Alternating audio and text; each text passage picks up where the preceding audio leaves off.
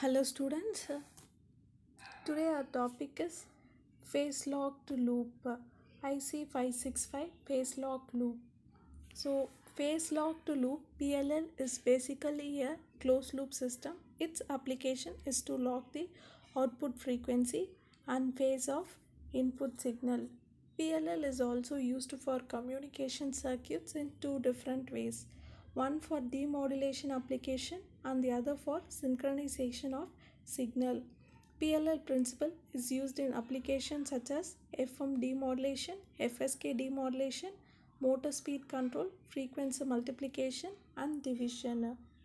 So this is the block diagram of a PLL. It has a phase detector, a low pass filter, an error amplifier, a voltage control oscillator. So phase detector. The two inputs to a phase detector or comparator are the input voltage Vi at the frequency Fi and the feedback voltage from a voltage controlled oscillator at frequency F0. The phase detector compares these two signals and produces a DC voltage Ve, which is proportional to the phase difference between Fi and F0. The output voltage Ve of the phase detector is called as an error voltage. This error voltage is then applied to a low pass filter. So this type of phase detectors are analog, digital and flip-flop. Next one is the low pass filter. So the low pass filter removes the high frequency noise present in the phase detector output and produces a ripple-free DC level. This DC level is then amplified to an adequate level and applied to a voltage control oscillator. The DC amplifier output voltage is called as the control voltage VC. Next one is the voltage control oscillator. The control voltage VC is applied at the input of a VCO. The output frequency of VCO is directly proportional to the DC control voltage VC. The VCO frequency F0 is compared with the input frequency Fi by the phase detector and it adjusted continuously until it is equal to the input frequency Fi, that is F0 is equal to Fi. Next one is the IC565. So these are the 14 pins of ICs. So we have 14 pins. First one is the voltage, second one and third one are the inputs, the fourth one is the VCO output, fifth one is the phase compared to VCO output, sixth one is the output reference output, seventh one is also a demodulated output, eighth one is external from VCO, ninth one is external capacitor, 10th one is plus VC, 11th one is no connection, 12th one is no connection, 13th one is no connection and 14th one is also a no connection. Next one is the characteristics of 565 PLL. The operation frequency range is from 0.001 Hz to 500 kHz. Operating voltage range is between plus or minus 6 to plus or minus 12 volt. 12 volt. Input level required for tracking is 10 millivolt RMS minimum to 3 volt maximum. Input impedance is 10 kilo ohm. Output sink current is 1 milliamps. Output source current is 10 milliamps.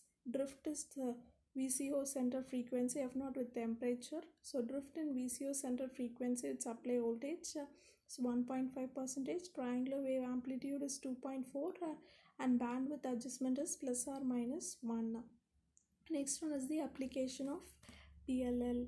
So PLL can be used for the application of frequency multiplication, frequency translation, AM detection, FM detection and FSK modulation. So PLL as a frequency synthesizer. So here the PLL as a crystal oscillator and divided by N network. So operation of PLL as frequency synthesizer. The frequency synthesizer is supposed to produce an output signal, the frequency of which can be precisely adjusted to any value in a prescribed range. The output of a synthesizer should be stable. In order to ensure the stability of output frequency, a crystal oscillator of frequency F oscillation is used. The output frequency of crystal oscillator is divided by M network with the help of M. So the input frequency to PLL is F oscillator by N as shown in figure. Next one is the PLL will compare the frequency with the frequency of the output divide by N network so that the PLL will compare this frequency with the frequency of the output of the divide by N network and will try to adjust to frequency equal to FAC by M. So in order to obtain the same frequency, the output of a divide by N network, the VCO frequency should be adjusted to FVCO is equal to Fs oscillator N by M. Next one is the AM detection using PLL. So this is the AM detection using PLL. The operation of the PLL as AM detector. The AM signal to be demodulated is applied to the 90-degree phase shifting network as well as to the PLL. Therefore, the PLL lock is to the carrier frequency. Therefore, the VCO output is same as the unmodulated carrier. When the VCO output is locked with the AM signal perfectly, the phase shift between them is 90 degree. In order to nullify this phase shift, the AM signal is phase shifted by 90 degree. This will bring both the inputs to the phase detector in phase. So the phase detector circuit is basically a multiplier which will produce both sum and different components of frequency at its output. This low pass filter will allow only those frequency components which are close to the carrier and lower than it. The advantage of using the AM detector using PLL is its high noise immunity, which is not possible to obtain using the conventional peak detector type AM detector and FM detection. So let us have a recap of what is a PLL phase lock loop. So the phase lock loop, as I was already mentioned, is nothing but a closed loop feedback system whose output frequency and phase are in lock with the frequency and phase of the input signal. So briefly looking into the working of PLL, the VCO is a free running multiplier and multi-vibrator and operates at a frequency called free running frequency F0. So it has three stages. One is free running stage, one is capture stage and the locked stage. So if the input signal Vs of the frequency Fs is applied to PLL, the phase detector compares the phase and frequency of the incoming signal to that of the VCO. So if the signals differ in frequency, an error voltage V is generated, which the phase detector is basically a multiplier and produces the sum of Fs plus F0 and difference components. So the high frequency component is removed by the low pass filter and the low frequency component is amplified and then applied as control voltage to VCO. The signal VC shifts the VCO frequency in direction to reduce the frequency differences between Fs and F0. Once this action starts, we say that the signal is in capture range. VCO continues to change frequency until the output frequency exactly same as the input signal frequency. The circuit is said to be locked. Once locked, PLL tracks the frequency change of the output signal. So it has three stages. As already told, one is the lock-in range, capture range and the pull-in time. In the lock-in range, we may have that the PLL is locked. It can track frequency changes in the incoming signal. A range of frequency over which the PLL can maintain lock with the incoming signal is called the lock-in range or tracking range. Capture range, a range of frequency over which the PLL can acquire lock with an input signal is called capture range.